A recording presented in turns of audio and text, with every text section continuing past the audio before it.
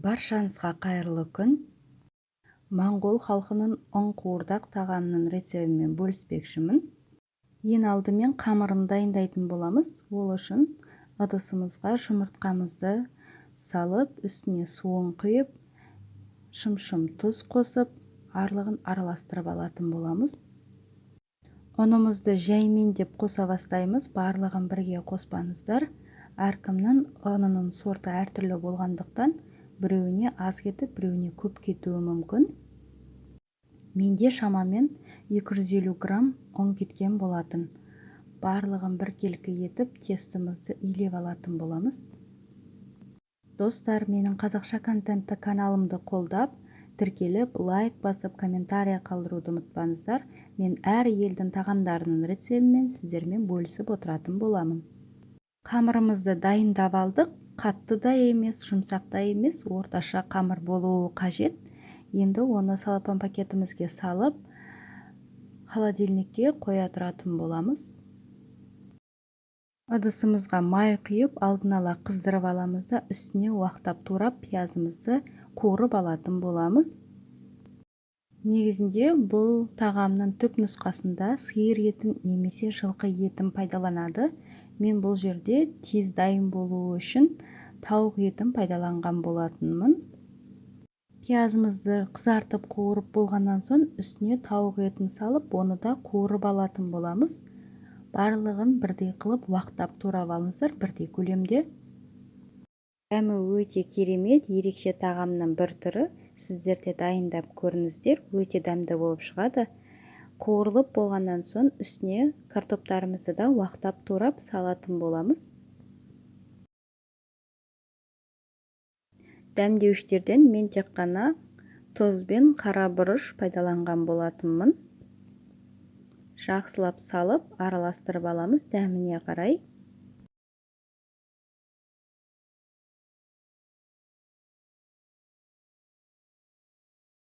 Енді оның үстіне 2 ас қасықпен соя тұздығын құямыз.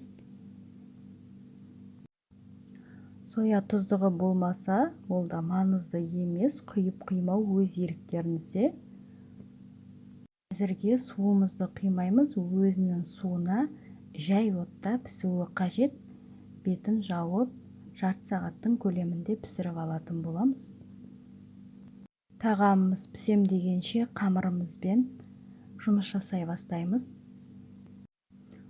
Астына ұн себе отырып, жіңішке етіп, оқтаудың көмегімен жазып алатын боламыз қамырымызды видеодағыдай.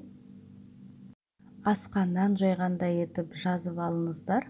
Не жұқадай емес, қалыңдай емес, орташа болуы қажет.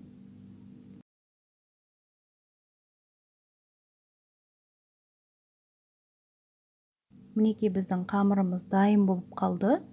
Енді оны табамызға ыңғайлы етіп кесіп алатын боламыз.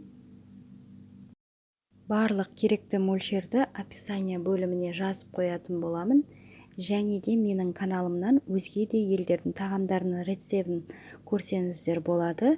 Описание бөліміне де ссылкасын тастап кететін боламын. Көріп шығыңыздар. Каналыма тіркеліп, қоңырауша белгісін басып қойсаңыздар, ең алғаш болып менің видеомды көре аласыздар. Біздің қамырымыз дайын болды. Енді оны қызып тұрған, алдын ала қыздырып қойған табамызға құрғақтай екі жақ бетін кептіріп алатын боламыз. Пісіріп алудың қажеті жоқ, тек шамалы кептірсек жеткілікті болады. Мінекей видеода көріп тұрғандарыңыздай екінші жақ бетін аударып жатырмын. Шамалы ғана кептіріп алдым. Осылайша барлығын қайталап, дайындап алатын боламыз қамырымызды. Қамырларымыздың барлығы дайын болды. Енді оны видеодағыдай кесіп алатын боламыз.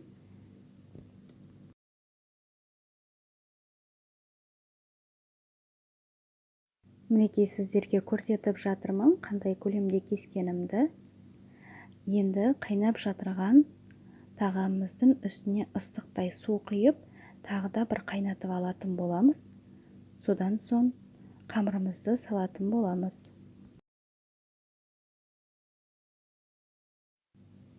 Біздің қамырымыз алдын ала жартылай піскендіктен 5 минут 7 минуттың шамасында тек суға салып алыңыздар. Көп салып қойсаңыздар езіліп кетуі мүмкін, сондықтан 5-7 минуттан асырмаңыздар. Қайнағаннан кейін қана араластырып жіберіңіздер. Осымен біздің моңғол халқының тағамы ұн-қуырдақ дайын болды. Ас болсын баршаңызға. Келесі видеомда жолыққанша сіздермен болған Гүлбану.